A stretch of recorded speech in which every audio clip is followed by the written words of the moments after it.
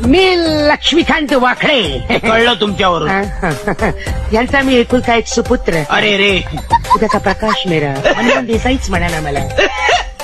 खमन मी picture produce करतोय. आमच्या प्रोडक्शनचं नाव तुम्हाला माहिती आहे का? वाकडं तिकडं production. Oh no, come on, naughty. Housefull production. House full.